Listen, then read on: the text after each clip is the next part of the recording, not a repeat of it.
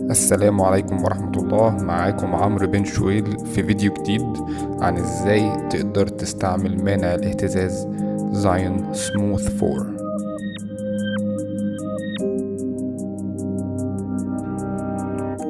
اول حاجة معانا هي الباتري بار، ده اللي بيبين لك البطارية فاضل لها قد ايه. وبعد كده عندنا زرار اون اند اوف، وبعد كده عندنا البان فولو واللوك مود، وبعد كده عندنا ده الفوكس والزوم وهنشرحها بالتفصيل، وده زرار الريكوردينج بتاع الفيديو، وده تصوير الفوتوغرافي.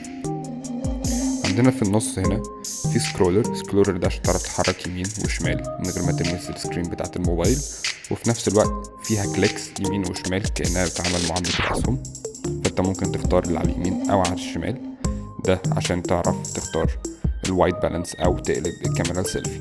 بعد كده عندنا المنيو والديسبلاي.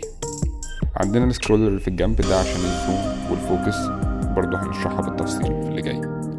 في الظهر في موجود 2 buttons او زرارين، الزرارين دول هنعرف دي عبارة عن موفمنت تكنيكس ممكن نستخدمها، بس هنشرحها قدام.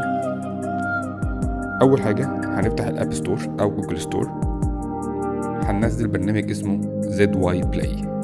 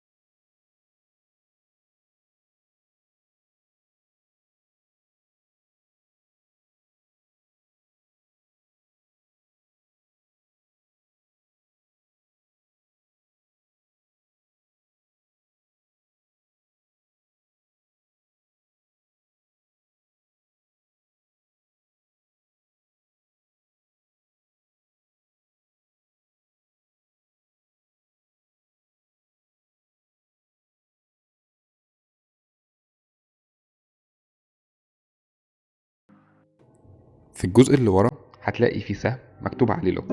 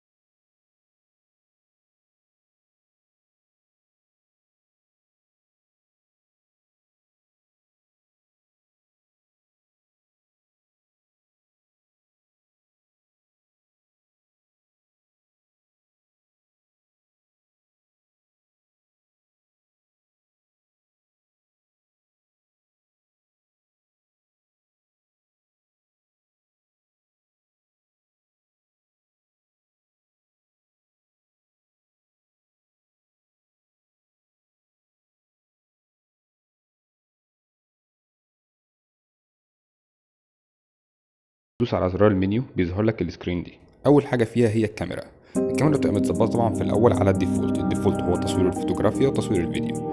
بعد كده هتلاقي جوه الكاميرا هتلاقي فيه 180 بانوراما، هو تصوير البانوراما العادي بتاع الموبايل، بس هو الجيمبل هو اللي بيقوم بيه لوحده.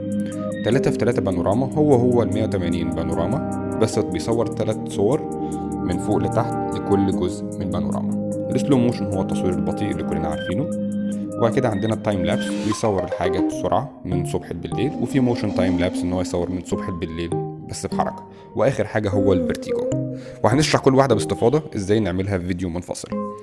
عندنا البوتون التاني في موجود فيه الفلاش، ده انت بتحدد نوع الفلاش، عايزه اون ولا اوف ولا عايزه ستيري، هو يفضل مفتوح وانت بتصور الفيديو.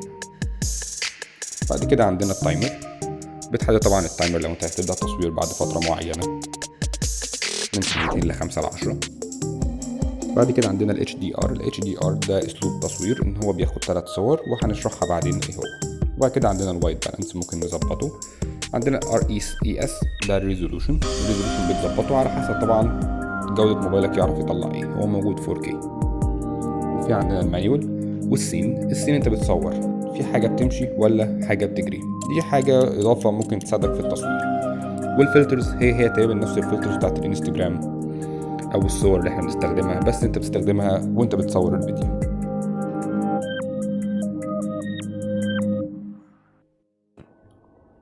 واخر حاجة هي السيتنج.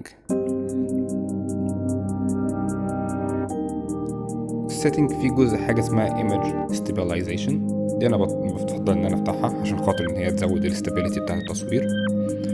والجريد ده عبارة عن انت عايز تقسم السكرين بتاعتك عاملة ازاي. طبعا المصورين او اللي بيصور بكاميرات هو عارف الجريد ده بيفيد قد ايه في التصوير. وبعد ما تخلص بتدوس اوكي او تدوس كانسل، ويبقى كده شرحنا كل حاجة موجودة في المنيو بتاعتنا اللي نعرف نستخدمها. وطبعا زي ما قلنا احنا ممكن نستخدم السكرولر اللي تحت ده ان احنا نعرف نتحرك يمين وشمال ونعرف نختار عن طريقه من غير ما نلمس الموبايل. دلوقتي نقدر نتعرف على ايه هو المود اللي موجودة في الجيمبل، ايه هو البان فولو مود وايه هو اللوك مود. هنبدأ اول حاجة البان فولو مود. لما بتعمل الجيمبل على البان فولو مود هتعرف تحرك الجيمبل يمين وشمال بطريقة سموث جدا.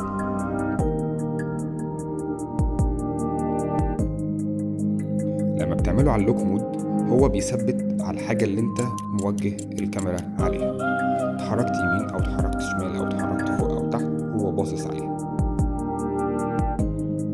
لو جيت تجرب البان فولو مود تاني هتلاقيه بيتحرك يمين وشمال بس ما بيتحركش فوق وتحت.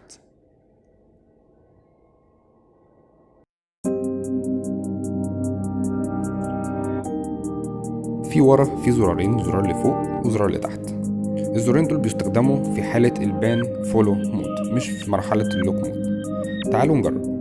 لو دوست على الزرار اللي فوق مع البان فولو مود، لما تيجي تحرك الجيمبل هتلاقيه بيتحرك معاك بسرعة، وده بيستخدم في الحاجات اللي بتصورها لو بيتحرك بسرعة او بيتحرك يمين وشمال. بيتحرك سريعا، ممكن تحركه فوق وتحت ويمين وشمال بس بسرعة. طب يفرق ايه عن الزرار اللي فوق من اللي تحت؟ اللي تحت لو دوست عليه وانت عامل في نفس المود اللي هو بان فولو مود هتلاقي الجيمبل بيتحرك معاك يمين وشمال وفوق وتحت بس بانسيابية او ابطأ، كأنك بتصور مشهد بيتحرك بالراحة.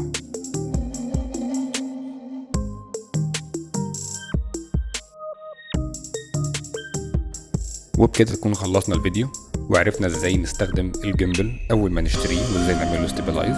ان شاء الله الفترة الجاية هيبقى في فيديو ان احنا نعرف نعمل ازاي ونستخدم الفيتشرز اللي موجودة في الجيمبل في التصوير سواء كان تايم لابس او سلو موشن. ياريت متنساش تعمل سبسكرايب وتعمل لايك للفيديو. شكرا.